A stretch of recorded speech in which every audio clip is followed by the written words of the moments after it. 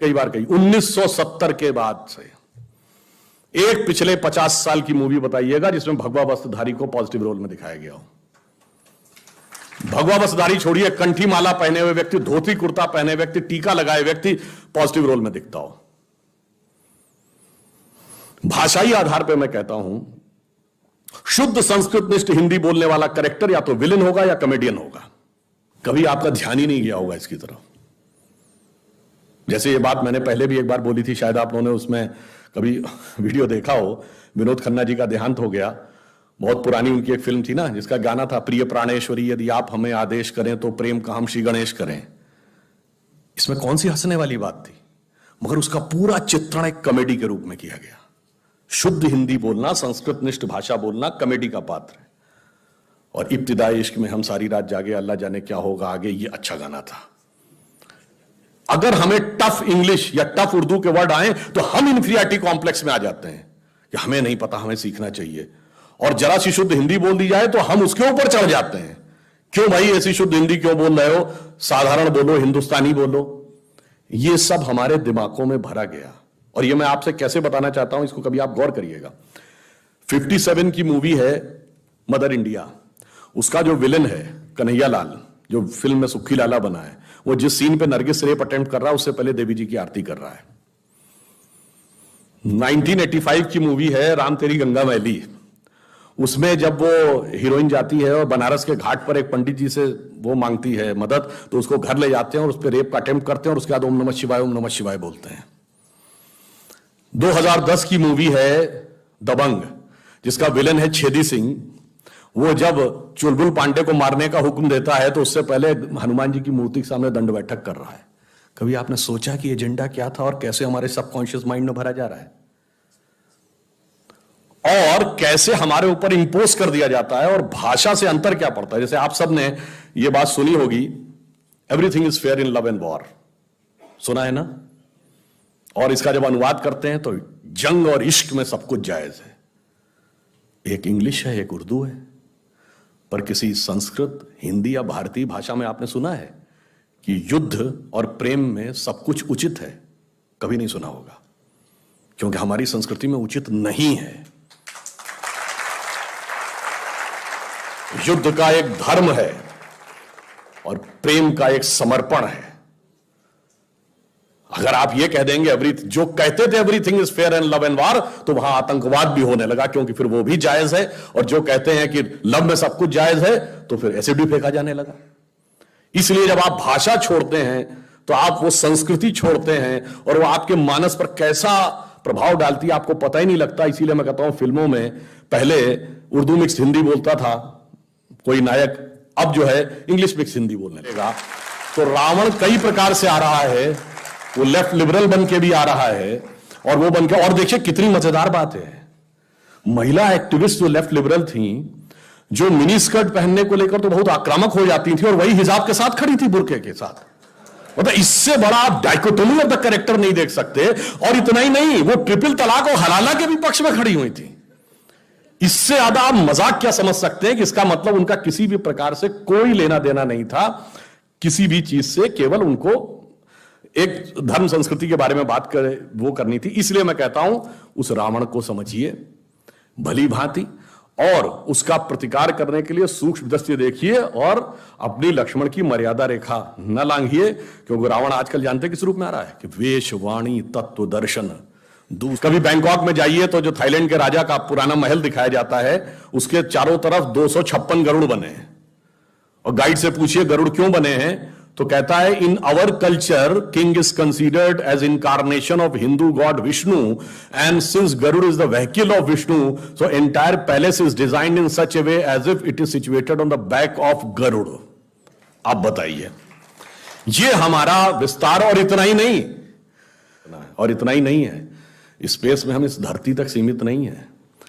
हम वो पहली संस्कृति हैं जिसने तारों की भाषा दुनिया को सिखाई, जिसने नक्षत्रों को संज्ञा दी, जिसने आकाश से गंगा निकाली, और जिसने सागर पर सेतु बनाया। मैं तो यह भी पूछना चाहता हूं मेरे भाई, जिन लोगों को लगता हो कि यह कल्पना है, वैसे तो वो आपके अज्ञान के कारण कल्पना लगती, जैसे बहुत सी चीजें विज्ञान की आज से 100-150 साल पहले कल्पना लगती थी, पर उनसे पूछ लो कि भाई ऐसी कल्पना भी तुम क्यों नहीं कर पाए? उसके लिए भी तो इतनी विराट दृष्टि चाहिए कि आप आकाश गंगा तक सोच सकें।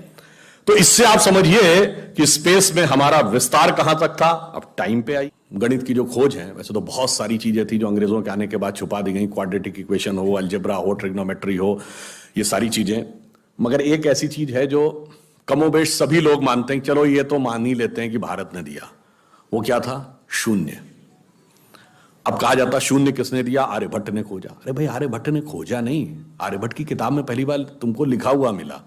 अगर आर्यभट्ट ने शून्य खोजा तो बौद्ध मत में शून्यवाद का सिद्धांत कहां से आया? वो तो आर्यभट्ट से पहले के थे। और ये बताइए कौरवों की 18 अक्षौणी सेना से लेके भगवान राम की जन्म कुंडली बन रही थी, वो बगैर शून्य के बन रही थी। वास्तविकता यह है कि शून्य वेदों से निकला और वो इस बात को स्वीकार करने को तैयार नहीं होते थे कि धर्म ग्रंथ से निकलता है, इसलिए उनको छटपटाहट थी, इसलिए वो कहने का प्रयास करते हैं किसी और ने निकाला था। और समस्या क्या है? हमारे यहां तो भगवान राम की जो कुंडली निकली है वो जब नासा के प्लैनेटोरियम सॉफ्टवेयर में डाली गई तो 7114 समथिंग बीसी की डेट निकल आई। अब बताइए, वैसे तो मैं नहीं मानता कि वो डेट सही है, उसके अंदर नक्षत्रों का कैलकुलेशन किया जाए तो बहुत पीछे आएगा, परंतु बताइए उन लोगों ने हमको समझा दिया कि हम अवैज्ञानिक हैं और हम अंधविश्वासी हैं, जिनमें किसी एक के यहां लिखा है कि धरती चपटी है और एक के में लिखा धरती के चारों तरफ सूरज घूमता है। और ऐसे महान ज्ञानदेव पाड़े लोगों ने हम लोगों को समझा दिया कि हम अनसाइंटिफिक थे और धरती को चपटी और धरती को इस सौरमंडल का केंद्र कहने वाले लोग वैज्ञानिक थे। आज भी जब सूर्य ग्रहण या चंद्र ग्रहण होता है, आप नासा की ऑब्जर्वेटरी बताती है ना, 1950 से पहले नासा नहीं था। आप जाके पूछिए गांव में कोने में बैठे हुए किसी पंडित से, कहिए पंडित जी पंचांग में देख के बताओ सूर्य ग्रहण कब है, और जो वो हमारा पंचांग बताता है और जो नासा की ऑब्जर्वेटरी बताती है, कभी उसमें दिन तो छोड़िए घंटे और मिनट का भी अंतर देखा है? हमारा तो कैलकुलेशन 5500 साल से एज इट इज चला रहा है, और उसके बाद उन्होंने हमें बताया कि हम अवैज्ञानिक हैं।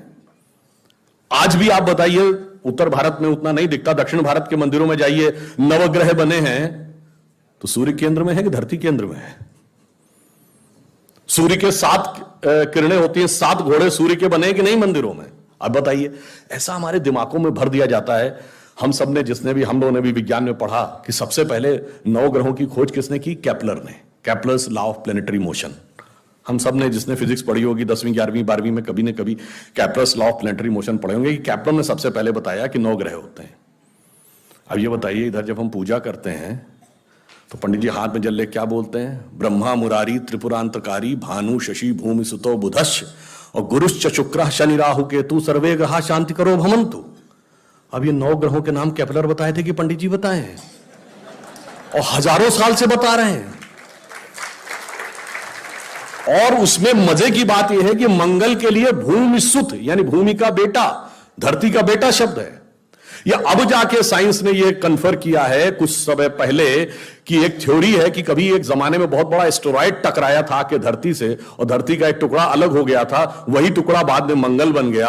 और भूमि सुत हमारे यहां लिखा हुआ, मंगल के पर्यायवाची में भूमि नंदन भूमि सुत जैसे शब्द हैं। अब आप देखिए क्या वैज्ञानिकता है और कैसे उसको इसमें सम्मिलित किया गया। मैंने क्यों बताया? हमारे यहां विज्ञान और धर्म इस कदर एक मत है कि ये उनकी बुद्धि परप्लेक्स हो जाती है कि कैसे हो सकता है। अब मैं शून्य पे आता हूं। हमने शून्य खोजा, मगर महत्वपूर्ण बात है हमने शून्य क्यों खोजा? हम शून्य खोजने में सफल क्यों हुए और वो क्यों नहीं सफल हो पाए? बड़ी बड़ी दुनिया की civilisation, Chinese civilisation, Mesopotamian, Babylonian, Egypt की सिविलाइजेशन, ग्रीस की civilisation, Roman empire, Turkish empire, Inca, Maya, Aztec, कोई जीरो नहीं खोज पाया। उसका कारण यह है कि जो भी विज्ञान के विद्यार्थी हैं वो शून्य का महत्व समझते हैं। किसी संख्या को आप जितने से डिवाइड करते हैं, x डिवाइडेड बाई n, जो उसका रिजल्टेंट होता है, जैसे आप n की वैल्यू कम करते चले जाते हैं रिजल्टेंट बढ़ता जाता है। यानी किसी संख्या को x बटे 20 से x बटे 10 का मान ज्यादा होगा, x बटे 5 उससे ज्यादा होगा, x बटे 4 3 2, और जब x डिवाइडेड बाई 1 होगा तो क्या होगा, x हो जाएगा। इसका मीनिंग जानते क्या है? अब मैं आपको बताता हूं ये किस ढंग से हमारे व्यवहारिक जीवन और चेतना का हिस्सा था। आप लोग कभी ये सोचिए कि आपको जीवन में क्या अच्छा लगता है और अच्छा लगना क्या है। मैं बिल्कुल साइंटिफिक एक्सप्लेनेशन की बात कर रहा हूं कि सबसे बड़ी साइंटिफिक खोज 21वीं सदी की जो यूरोप की सन लेबोरेटरी में हुई है, जो हिग्स बोसॉन है जिसे नॉर्मल भाषा में गॉड पार्टिकल कहते हैं, उसकी लॉबी में जाइए तो तांडव करते हुए शिव की मूर्ति लगी है, नटराज की वह मूर्ति जो तंजावुर में प्राप्त हुई थी। और उसके नीचे ऑस्ट्रियन साइंटिस्ट फिट्जे कैपरा का कोट लिखा हुआ है, जिसने बड़ी फेमस किताब लिखी थी द ताओ ऑफ फिजिक्स। अगर आप लोगों ने वो सुना, इस किताब का नाम सुना हो, उसमें वो कहता है क्यों लगी है वहां पे भगवान शिव की मूर्ति। उसने कहा because the परपीचुअल creation and destruction of universe is like the cosmic dance of Shiva. Ram काव्य के रचयिता महर्षि वाल्मीकि थे, और आज वाल्मीकि समाज किस कैटेगरी में माना जाता है? शेड्यूल कास्ट में। और हमने कहा रावण क्या था? ब्राह्मण। तो फैक्ट यह है कि ब्राह्मणिकल नैरेटिव रावण के साथ है और दलित नैरेटिव राम के साथ है, जो है उसका उल्टा समझाने की कोशिश कर रहे हैं। अब इसके बाद वो चुप हो गए। देखिए जो सत्य है और उसको कैसे पलटने का प्रयास किया जाता है। महर्षि वेदव्यास ने महाभारत लिखी। महर्षि वेदव्यास की माता मछुआरिन थी। यह समुदाय कुछ राज्यों में अति पिछड़े में है, कुछ राज्यों में 80 में है। वेद व्यास अष्टादश पुराण उन्होंने लिखे। महर्षि वाल्मीकि जिन्होंने पूरी राम कथा लिखी, only the ancient cosmological calculations of Hindus matches with the modern scientific calculations because they went to the billions. और आज हम मानते हैं कि 4.5 बिलियन ईयर है अर्थ की आयु, 1.97 बिलियन हमारे यहां मानी गई। कार्ल सेगन कहता है others were not able to even reach 100,000 and Hindus have calculated up to billions. तो अब ये एक वैज्ञानिक कह रहा है कि हमारा टाइम में कितना लंबा व्याप है और स्पेस में कितना लंबा व्याप है। तो आपको यह समझना चाहिए कि जिसे हम सांस्कृतिक राष्ट्रवाद कहते हैं वो कितना गहरा और गंभीर है। अब मैं आपसे कभी पूछूं कि दुनिया में सभी धर्म संस्कृतियां दावा करती हैं कि हमारे पास बिल्कुल अलग विचार है, हमने बड़ा अच्छा विचार दिया है। अगर हम आपसे पूछें कि हमारी संस्कृति में ऐसा क्या है जो दूसरे में नहीं है, बहुत से लोग कहेंगे साहब उसमें बड़ा सदाचरण की बात कही गई, नैतिकता की बात कही गई। तो लोग कहेंगे ठीक है भाई, दूसरी जगह भी कही गई, शायद कोई फॉलो करता है या नहीं करता। पर मैं अगर आपसे पूछूं कि वो चीज बताइए जो हमारे यहां लिखी और दूसरी जगह लिखी ही नहीं है, वो क्या है? आप सबने नाम सुना होगा Vedic mathematics. Have you ever heard of mathematics as a part of religious text?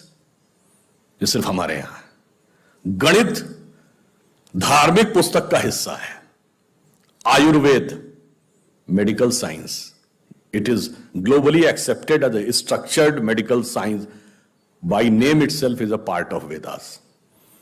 Medical science धर्म ग्रंथ का हिस्सा हो, गणित धर्म ग्रंथ का हिस्सा हो, ये दुनिया में कहीं नहीं, बाकी जगह विज्ञान और गणित का धर्म से संघर्ष है। हमारे यहां वो धर्म ग्रंथ से उद्भूत हो रहे हैं। ये फंडामेंटल डिफरेंस है हमारे और उनके बीच में।